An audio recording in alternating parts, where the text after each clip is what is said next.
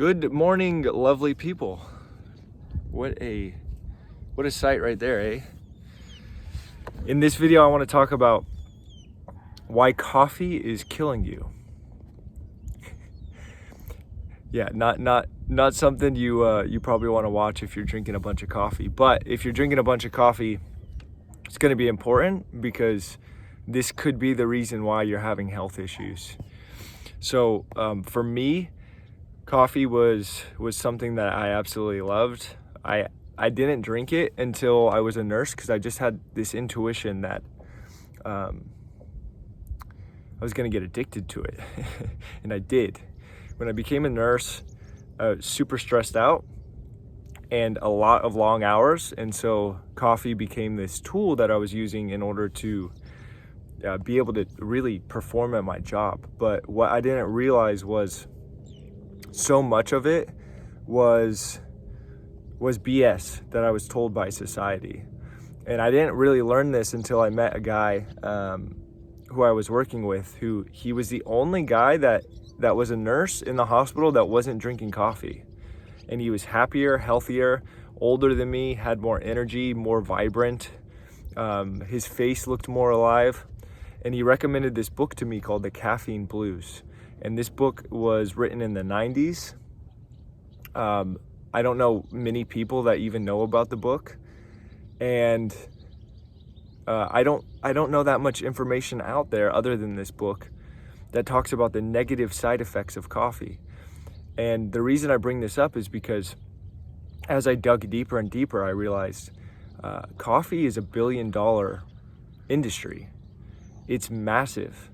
And I'm not saying that all things that make a lot of money have a secret agenda, but when I started digging deeper, I realized that a lot of the studies that are done with coffee, they're very superficial. They just talk about how it helps your liver and all of these things. But when you dig deeper and deeper, and you look at what coffee actually does to the body, it just doesn't make logical sense.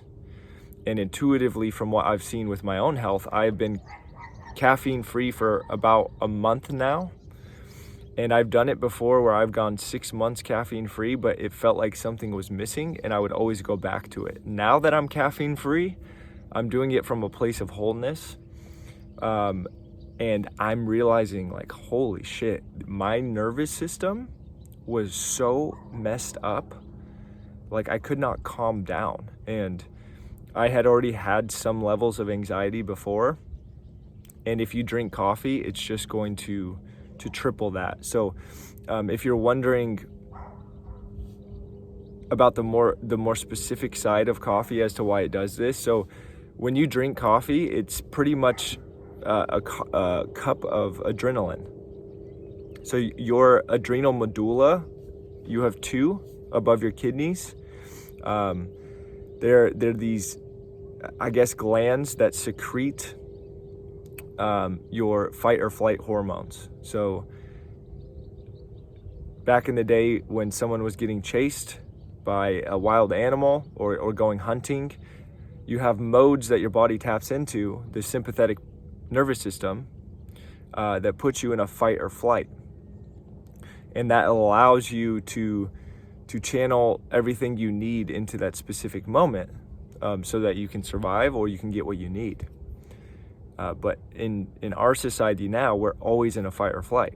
You got people drinking coffee, which is a shot of those hormones, adrenaline, drinking coffee, driving in traffic, and they're all pissed off and angry because they're in a fight or flight. And so if you are drinking coffee right now, I want you to ask yourself the question, why do I need this? How is it helping me? Because you may say, I can't live without coffee. I need it in order to feel energy.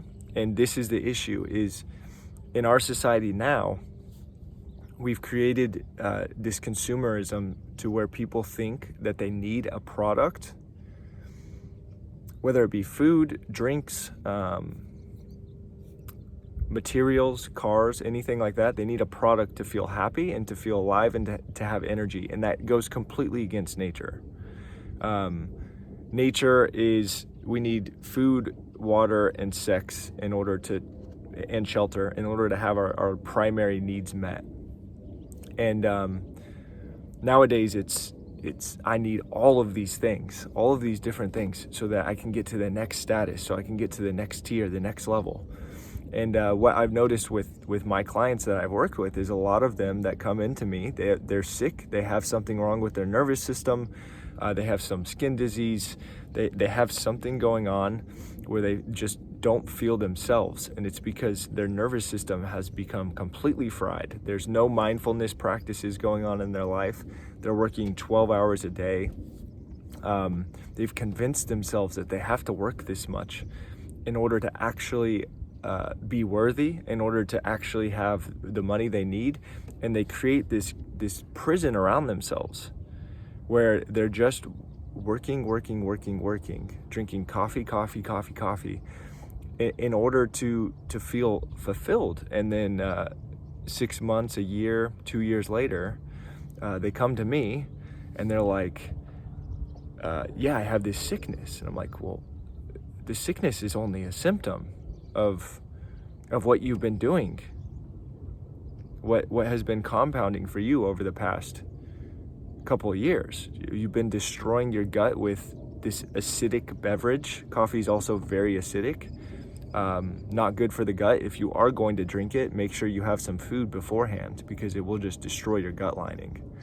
But yeah, at the end of the day, if you're drinking this hormone, coffee isn't a hormone, but it causes hormones, so I'm going to use that analogy. You're drinking these hormones synthetically and producing a reaction that your body's essentially reacting to the coffee coming in and giving it energy, and most of the time it makes your mind less clear.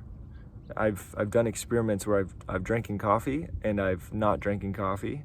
I've gotten more work done every time when I don't drink coffee. It's just more clear, more focused. And I think that the biggest thing that I didn't touch on yet is coffee's masking how tired you are. So it's a really great substance to have in society, because if you hate your job and you're super tired, and you start realizing like, oh, I can't actually do this. This is not normal to be sitting in a cubicle for 8 hours a day, with no nature, no grounding, nothing like that, no presence. When you start realizing that, then your employer is going to have questions. But if you just keep drinking your liquid gold,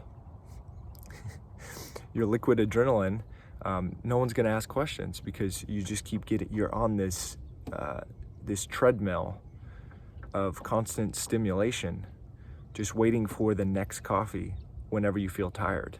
So you're not listening to your body anymore. And that's really the thing. It's a disempowerment from being in your body and understanding when you actually need rest. So that's only really a couple of things that I touched on. I would absolutely recommend reading this book if I were you, The Caffeine Blues.